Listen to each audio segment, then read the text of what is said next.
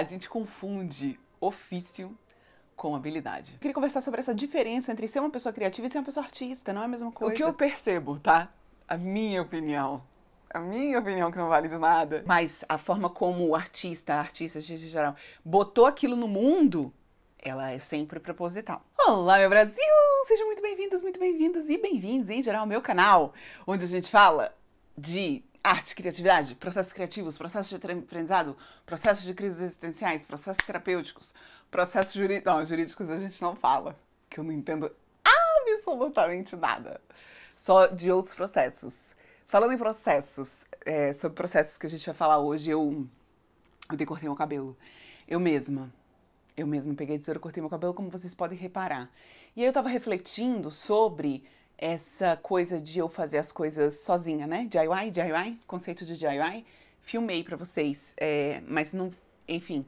Aí eu fiquei pensando, por que eu faço as coisas DIY, né? Faça você mesma, do it yourself. Faça você mesma. Eu mesma corto cabelo, eu mesma pinto a parede, eu mesma não troco chuveiro, porque dessa vez o bagulho foi louco, vou ter que chamar um profissional. Aí eu fiquei pensando, porque eu sou uma pessoa criativa, porque eu sou uma pessoa curiosa, porque eu sou uma pessoa que se interessa em saber como que as coisas funcionam. E aí eu vou lá e faço também, de modo geral, porque eu não tenho paciência de esperar as pessoas profissionais virem fazer pra mim. Já estourou a luz ali, ó. Ah, vai ficar estourada. Olha a minha cabeça, eu fiquei com duas orelhinhas. Bolas! Aí aqui essa luz não ficou boa, porque não era esse o enquadramento que tava no início do vídeo. Vocês não viram, eu cortei, mas era assim, ó. E aí eu fiquei com muita vontade de falar disso. Não é assim que introduz o vídeo.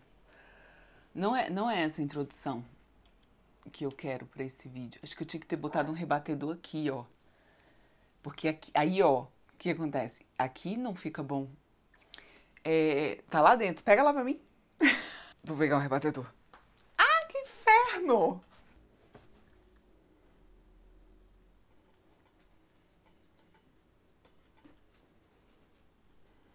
Olha a mágica acontecendo. Ui! Sem cair em mim. Não, fiote, cair em mim não.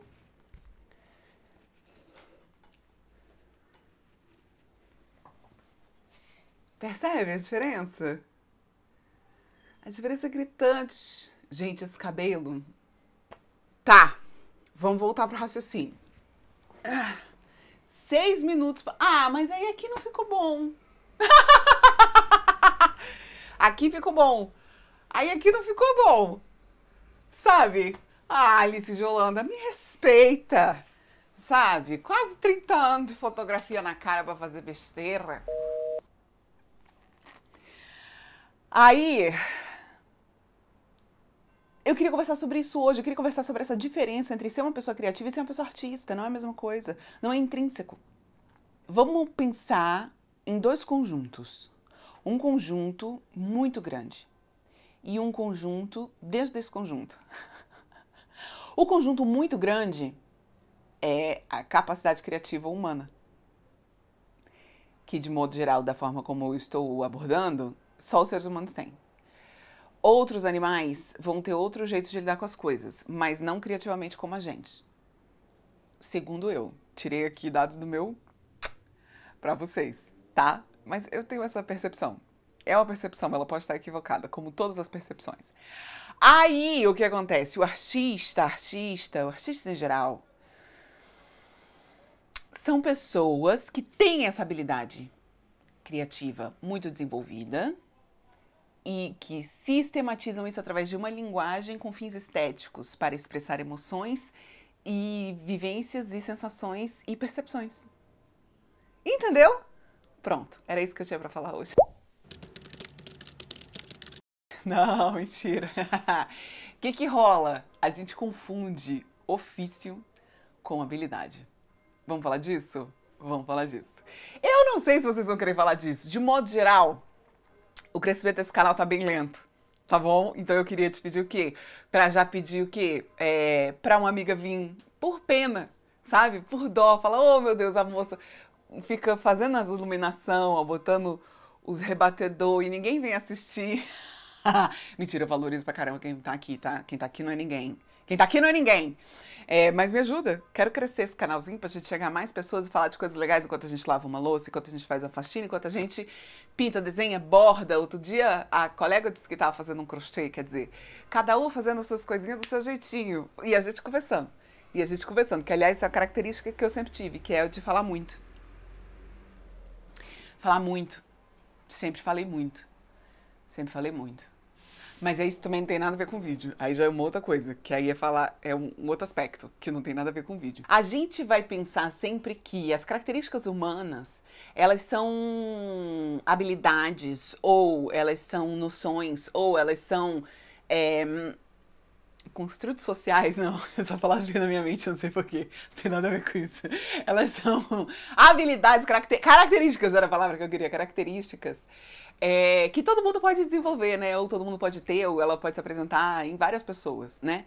As pessoas, elas são seres emocionais. Tirando aqui, tá? Hoje eu não tenho nenhuma... Não tem fonte hoje, só impressão, percepção, Merleau-Ponty. Percepção, fenomenologia da percepção. O que eu percebo, tá? A minha opinião que não vale de nada, eu percebo o seguinte: as pessoas todas são seres emocionais, seres que tentam racionalizar vivências que são extremamente subjetivas e emocionais, e isso faz da gente seres humanos. Outras coisas também fazem da gente seres humanos. Aí o que acontece? A gente fica tentando se entender. Que tô assistindo isso aqui, aí tentei entender. Eu sou uma pessoa e não uma baleia. Quer dizer, a gente vai fazendo essa diferenciação. Nessas diferenciações, a gente tem essas características que todas as pessoas podem desenvolver. Ser mais ou menos racional, ser mais ou menos emotivo, ser mais ou menos empático, ser mais ou menos criativo. Todas as pessoas têm alguma capacidade criativa desenvolvida, em algum nível. Umas vão ter muito mais, outras vão ter muito menos. E as coisas que fazem com que a gente tenha muito mais ou muito menos vão depender de uma série de características, inclusive às vezes neurológicas, né?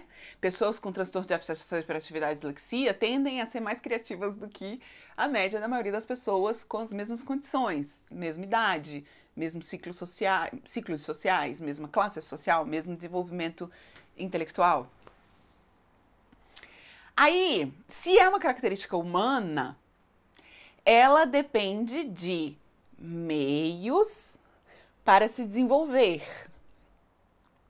Uma vez que você dá esses meios para a pessoa, ela vai se desenvolver, né? Então, se a criança está estimulada a fazer perguntas, procurar respostas, pensar em jeitos diferentes de fazer as mesmas coisas, tem uma rotina estruturada que dá segurança emocional, mas flexível o suficiente também para poder criar coisas novas dentro dessa rotina.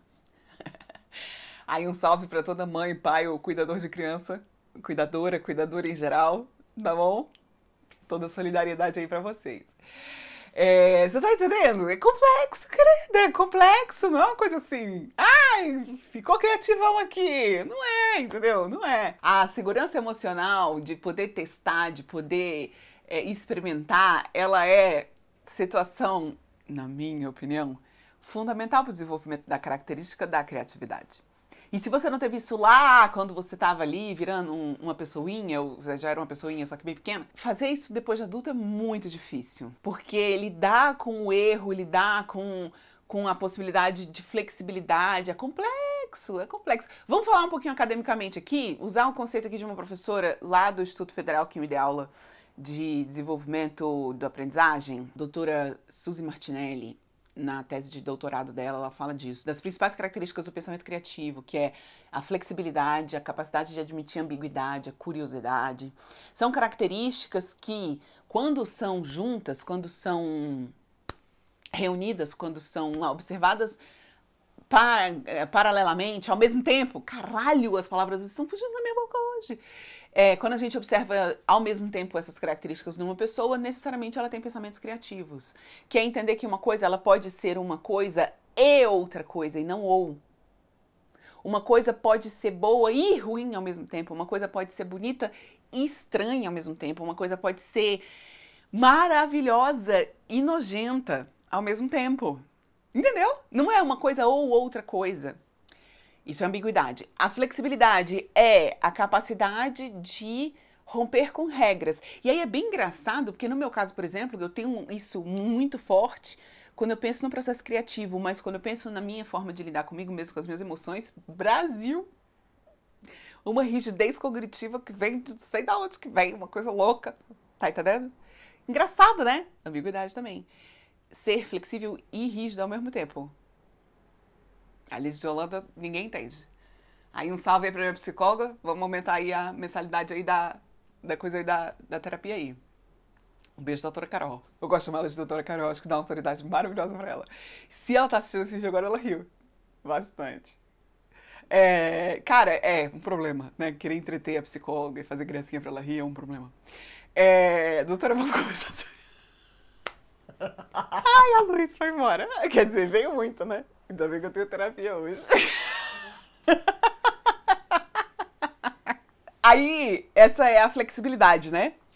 Que é a coisa de, não precisa ser totalmente assim, pode ser um pouco assado também. Né? O branco, ele é branco, mas ele também pode ser off-white também, compara, depende. Se tiver o branco gelo, branco neve do lado, tudo é branco, mas também não. Entendeu? E assim vai. E a curiosidade é essa vontade de entender o mecanismo das coisas, né? É entender aquilo que eu não sei, é conhecer ambientes que eu não conheço, é conhecer universos que eu não conheço, pensamentos que eu não conheço. É perguntar por quê? Por quê? Como? Típico de uma criança de 6 anos, que às vezes a gente fala, ai, para de perguntar por quê, porque sim. Aí quando ele fala porque sim pra gente, a gente fala porque sim não é resposta, né? Quer dizer, a hipocrisia do adulto. Ai, gente, adultos, vamos cancelar os adultos, vamos... Não, a gente precisa dele para as crianças poderem... Principais características do pensamento criativo é uma coisa que todo ser humano pode desenvolver. A criatividade, ela pode aumentar. Um treinamento. Olha que coisa maravilhosa. Então, isso é algo que qualquer pessoa pode ter, né? A menos que tenha alguma situação neuropsicofísica muito específica, não sei, alguma condição de doença mesmo. Aí eu não vou estar sabendo citar nenhum exemplo, mas eventualmente pode ser que aconteça. E aí a capacidade criativa vai diminuir, né? Significativamente ou não existir, não sei se é possível não existir. Mas a gente está falando aqui, né, não da patologia da coisa, então vai existir para todo mundo, enfim. Eu tô confusa hoje. Não tô confusa não, eu tô ótima, não tô confusa. Eu sei exatamente o que eu quero dizer, eu quero dizer o seguinte, os artistas são esse conjunto de pessoas que estão dentro desse outro conjunto de pessoas criativas, mas que fazem dessas habilidades um conjunto reproduzível de ações e atividades que geram resultados que são um ofício. A arte é ofício, gente. Arte é trabalho. Ser criativo é algo que todo mundo pode ser e que você pode no seu hobby, que você pode na sua rotina, que você pode do jeito como você faz as planilhas do seu trabalho. Sua planilha do Excel, ela pode ser extremamente criativa, inovadora, diferente, que usa dados de aspectos diferentes e inusitados para falar de uma coisa que qualquer outro analista aí que trabalha contigo e que não é criativo não pensaria, entendeu? O artista não. O artista, ele é criativo, mas ele faz dessas características um meio de criar coisas de forma sistemática e repetitiva, viu? Deixa quieto. Aqui, ó. Ser artista é um ofício. Sacou? Só que aí o que acontece? A gente tem uma questão cultural de falar que crianças bagunceiras e... Ai, galera, artista! Fez arte, fazendo arte, pintando set, fazendo arte, entendeu? Aí o que acontece? A gente cria no nosso imaginário que algumas características que são intrínsecas a pessoas criativas é o que faz a pessoa ser um artista e não é. É na minha opinião também. Aí que você pode discordar também aí na sua casa. Se quiser escrever isso aqui nos comentários com gentileza, escreve e discorda de mim, que eu acho ótimo também. Se grosseria aí também, já sabe que nem respondo, né? Só deleto e dou bloco. Depende. O bloco eu dou para algumas pessoas. O delete vem com qualquer... Aí, a personalidade da pessoa artista, ela com certeza vai apresentar aquelas características que a gente falou da pessoa criativa, né? A personalidade, não sei se a personalidade é a palavra certa, psicólogos, neuropsicólogos, é personalidade isso que eu quero dizer? Né? É isso, tipo, a personalidade da pessoa, a forma como ela se coloca no mundo, a forma como ela se organiza enquanto ser humano, dentre várias outras características, vai ter a criatividade. Vai ter. Mas aí depois o que acontece? Ela pega essas características e vai com a luz. E fica no escuro, junto. A luz vai e ela vai também com essas características. Câmera no manual. É assim que vai. Porque se botar enfim, não vamos falar de técnica de fotografia agora, porque senão dá outro vídeo de 1h10 e foge do tema. Cara, as luzes das câmeras ficam muito diferentes. Sensores, né? Sensores. Aí, o que acontece? Tô olhando aqui que eu tô olhando o roteiro, que até eu fiz uma coisa errada hoje, que foi botar o áudio no lugar que eu não enxergo. Pra ver se eu tô falando, dá pra enxergar direito. A personalidade, aí é a personalidade. Aí a pessoa pode ser introspectiva, tímida, ela pode ser tudo isso. Mas ela, muito provavelmente, vai apresentar essas características de criatividade, né? Vai apresentar. Só que ela vai pegar o quê? As habilidades que ela tem. Ou que ela identificou uma certa facilidade. E ela vai investir nisso. Ela vai estudar isso. Ela vai aprimorar isso. Ela vai transformar essa habilidade numa ferramenta. Uma habilidade. A habilidade é uma característica humana, algo que a gente desenvolve. Ai, como ela tá musical hoje. E aí, quando ela desenvolve, ela faz o quê? Usa. Usa como? Propositalmente. A gente já falou disso aqui quando a gente falou de inteligência artificial. O artista faz as coisas de um jeito proposital. Ele não faz as coisas sem querer. Tá bom? Não é sem querer, é de propósito, é porque ele quer. E aí ele organiza, ele sistematiza numa linguagem. O que é linguagem? Tirado daqui, tá? Só baseado na minha experiência mesmo, pessoal. Caiu pra cá, né? Gente, esse aqui é meu rebatedor, tá bom? Deixa ele aqui. Vamos deixar ele aqui? Que eu já tô atrasada 45 minutos pra terminar de gravar esse vídeo. Tá bom? Então tá bom. Ele pode ou não ter uma formação, pensando, né, como eu que fiz faculdade de artes cênicas, faculdade de dança, né? Eu fiz a formação. A de dança não terminou, mas deixa abaixo isso aí. Mas a pessoa também pode ter essa formação de um jeito informal, quer dizer, ela estuda sistematicamente isso, aprofundadamente, mesmo que seja através só de autodidatismo, né? Livros, vídeos, experiência, né? E aí ela transforma esse conhecimento em habilidade, ou seja, ela estuda, ela lê, ela ouve falar disso, ela assiste vídeos, ela ouve podcasts, aí ela senta o bumbum e pratica, ou levanta o bumbum quando é o caso dos atores e dançarinos, né? Que é ficar em pé e dançar, e interpretar, e praticar, e expressar no corpo aquelas emoções e sentimentos, né? No caso da linguagem, porque a linguagem cênica da dança e do teatro é física, da performance também é física. A linguagem das artes visuais, ela vai ser através de técnicas que têm uma linguagem visual e não sinestésica. Pode gerar sensações sinestésicas também, dependendo do tipo de instalação que a pessoa faz, né? Mas enfim, vocês entenderam, não é no corpo do artista. Essa é uma diferença importante. As artes visuais podem usar a sinestesia, mas aí no corpo do espectador, né? A não ser que seja a Abramovic muito louca lá, mas aí isso é um problema dela, da cabecinha dela, com a terapeuta dela lá, que ela pague lá a terapia dela lá. Máximo respeitinho aqui, tá bom? Máximo respeitinho. Opa, tudo bom? Alicinha do Futuro aqui pra te dizer que eu falei apenas de 2 tipos de linguagem, a visual e a cênica, mas existem muitas outras linguagens, de várias maneiras de se comunicar. Existe a linguagem arquitetônica, existe a linguagem audiovisual, do que estamos fazendo aqui. A linguagem audiovisual para o YouTube, que é diferente das outras redes sociais, a linguagem audiovisual de vídeos curtos, de vídeos na vertical, a linguagem audiovisual do cinema, a linguagem audiovisual da TV. São jeitos diferentes de usar as formas, as técnicas, a luz, a sombra, a iluminação, o tipo de câmera. Tô filmando com o meu celular aqui, a outra câmera não é o celular, como é, o que muda nisso, nessa linguagem de comunicação com vocês. Existe também a linguagem de cada pessoa. Minha linguagem é mais informal, ela é mais zoada.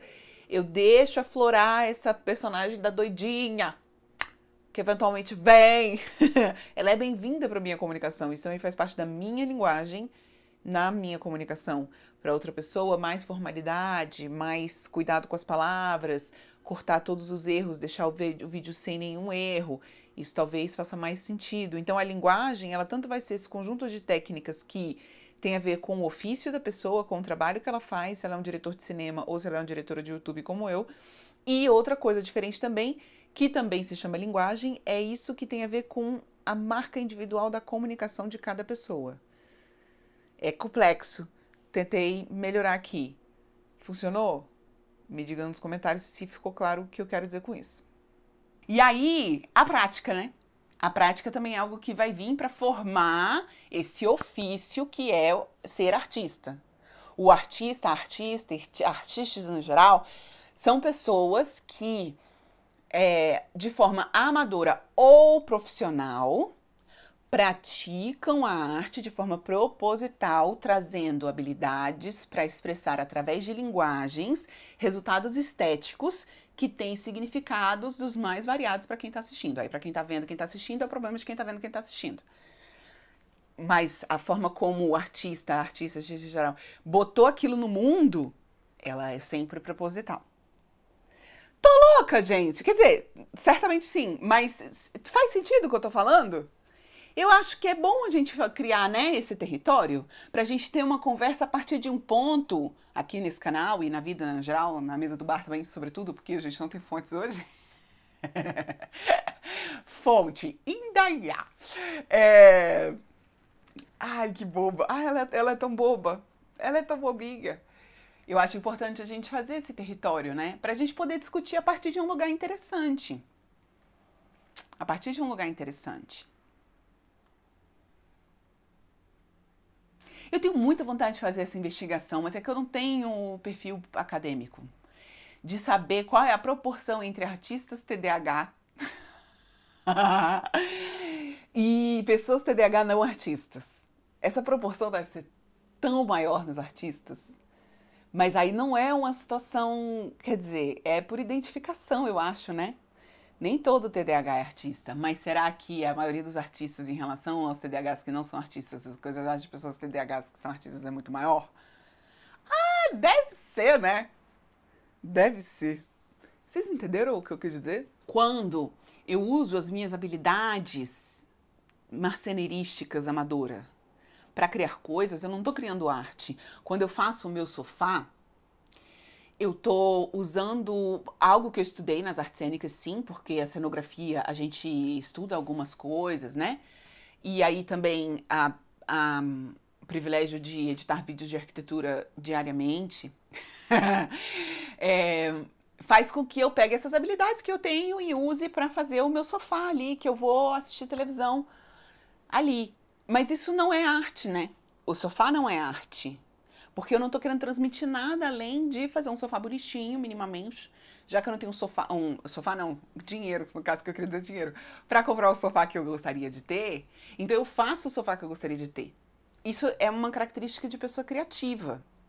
Não é porque eu sou artista que eu faço um sofá, entendeu?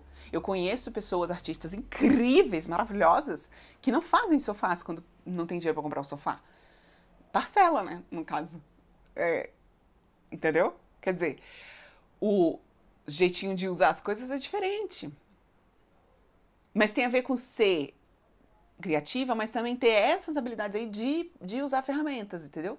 Que pessoas criativas e que também têm várias habilidades de outras coisas, de várias coisas, não usam ferramentas assim, dessa forma, tico-tico, etc.